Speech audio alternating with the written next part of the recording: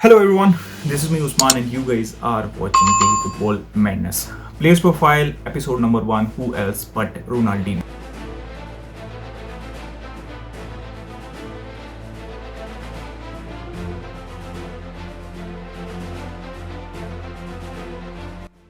We will discuss क्या हम discuss करेंगे the rise obviously the fall of Ronaldinho.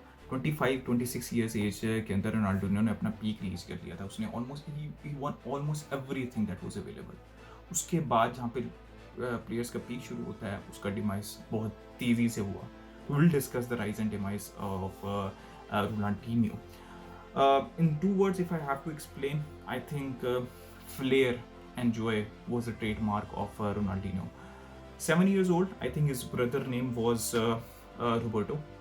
और he was also a professional footballer. उसने Portugal में भी खेला, फ्रांस के अंदर भी खेला, but he also use to play in a Brazilian club name Gremio. यहीं से रोनाल्डिनो ने भी अपना स्टार्ट किया था eight 7 years of as.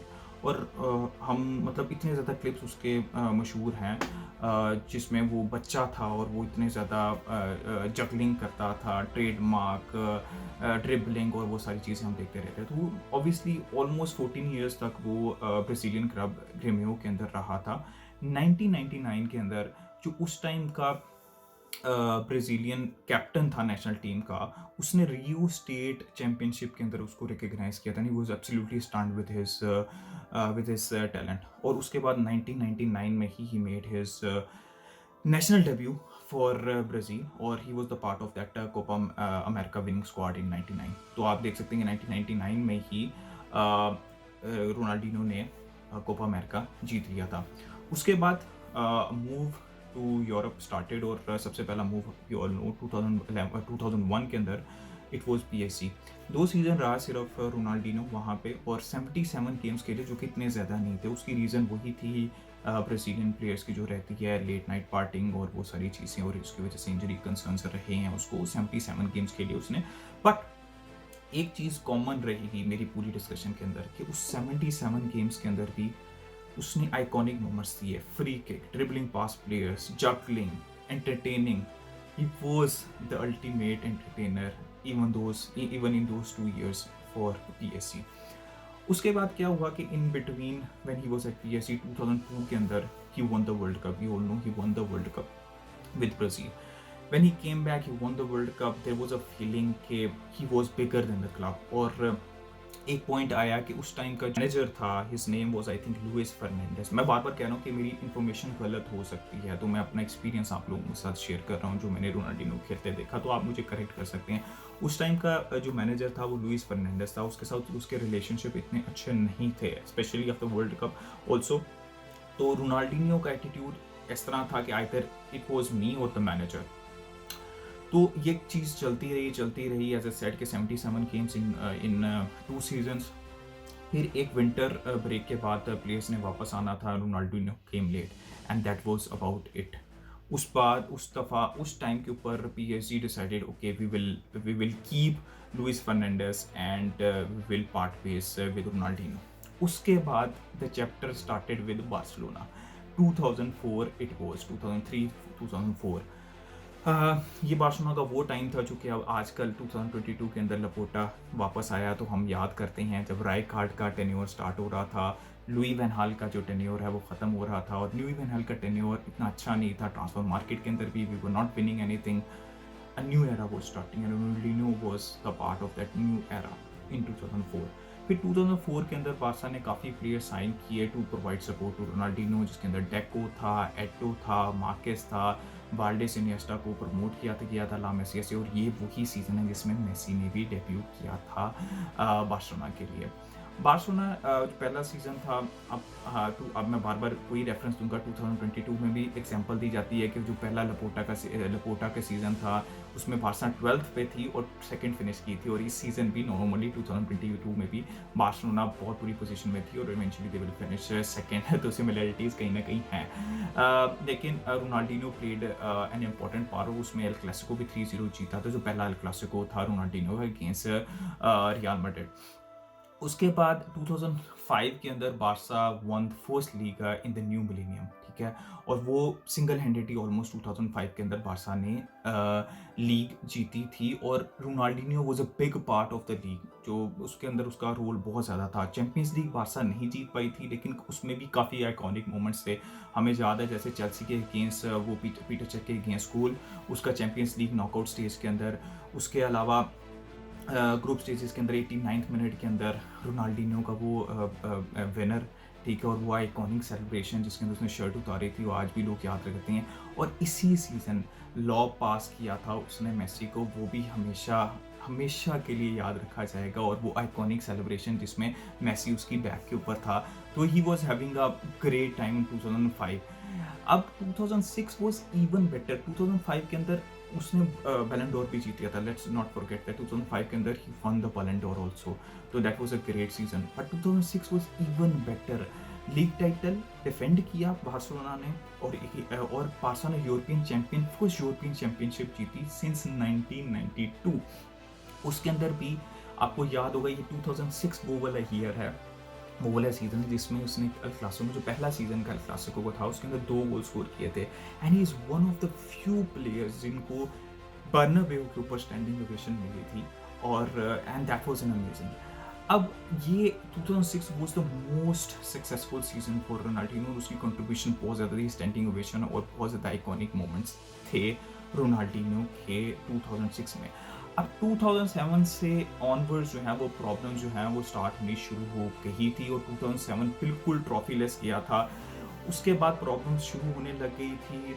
राइकट cycle was naturally coming to an end, और वही नाइट लाइफ, जब सक्सेस चल रहा होता है तो वो जो नाइट लाइफ की पार्टिंग वगैरह चल रही होती है वो तो मतलब इतनी ज़्यादा मैटर नहीं करती, लेकिन जब ट्रॉफी लेस सीजन जाता है तो ये सारी न्यूज़ भी बाहर निकलने के आने लग जाती हैं। फिर आपको ये रूमर भी सुनने को मिला था 2007-2008 के अंदर, he use to wear mask to go to partying so that people won't identify him.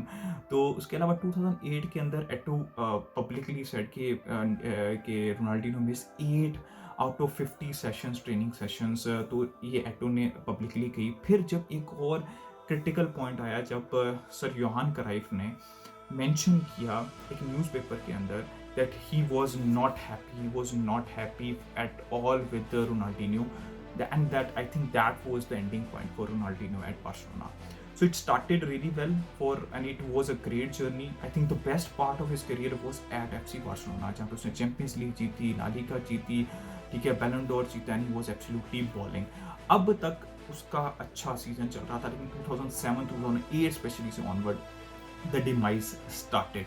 अब यहाँ पे उसको पीक हिट करना चाहिए था, लेकिन अब यहाँ पे क्रिटिसिज्म स्टार्ट हो गया था। तो समर 2008 के समर के अंदर he left for AC Milan with the damage reputation of being a part time footballer. ये अब कहा जाने लग गया था रोनाल्डिनो के बारे में कि he is a part time footballer in 2008, और अभी उसको प्राइम हिट करना था अपना, बट वो प्राइम ऑलरेडी हिट कर चुका था। आप देख सकते हैं ना, मैंने आपको बताया कि उसने सब कुछ जीत लिया हुआ था। अब तकरीबन 2.5 ईयर्स के अंदर उसके ऑलमोस्ट 26 गोल्स थे। तो आप देख सकते हैं कि ही वॉज नॉट फिट, वो फिजिकली फिट नहीं था, इश्यूज थे, इंजरी के इश्यूज थे, but again he had some great iconic moments because he was the entertainer, ultimate entertainer. वहाँ पे उसका पहला गोल, you all remember, header in the Milan derby. इस तरह बहुत से iconic moments, dribbling, showboating, और I used to love him at AC Milan also. उसके बाद I think he return, European football उसका ख़त्म हो गया 2011 के अंदर, which was very early in my opinion. आपको वो पर्सनली से he left Europe in 2011। He went back to Brazil, और वहाँ पे ब्राज़ीलियन क्लब जो है फ्लेमिंगो उसने ज्वाइन किया। वहाँ पे भी आइकॉनिक मोमेंट्स उसके ख़त्म नहीं हुए। आपको याद होगा, it was flamingo versus he was against Neymar, who was considered the Prince, the next big thing in Brazil, और उसमें उसने हैट्रिक स्कोर की थी, और फ्लेमिंगो वन दैट मैच 5-4। उसके बाद थोड़े से उसके 2 ईयर का आई थिंक स्टेंट था एथलेटिको मिनेरो के अंदर। फिर एक और ब्राज़ीलियन क्लब के अंदर भी, if I am not wrong, Fluminense है, वहाँ पे उसका एक स्टेंट था, लेकिन वहाँ पे अगेन डिसिप्लिनरी इश्यूज़ की वजह से सिर्फ 7 गेम्स उसने खेली थी, और उसके बाद उसका कॉन्ट्रैक्ट जो है वो टर्मिनेट कर दिया गया था। अब रोनाल्डिनो जो है वो 2008 आपको याद होगा ऑन एंड ऑफ ब्राज़ील के साथ वो मैच खेलता रहता था, ठीक है? ऑन ऑफ एक नेशनल टीम के साथ। तो 2018 तक, कैन यू गाइस बिलीव, 2018 तक ऑफिशियली रोनाल्डिनो रिटायर नहीं हुआ था। उसने बीच में इंडिया के अंदर भी फुटस्टॉल खेला था। तो guys this was the journey, it ended in 2018। तो यू आपको लगा कि राइज एंड फॉल कैसे हुआ एज अ प्लेयर, लेकिन उसके बाद भी रिटायरमेंट के बाद भी कंट्रोवर्सीज खत्म नहीं हुई रोनाल्डिनो को लेके।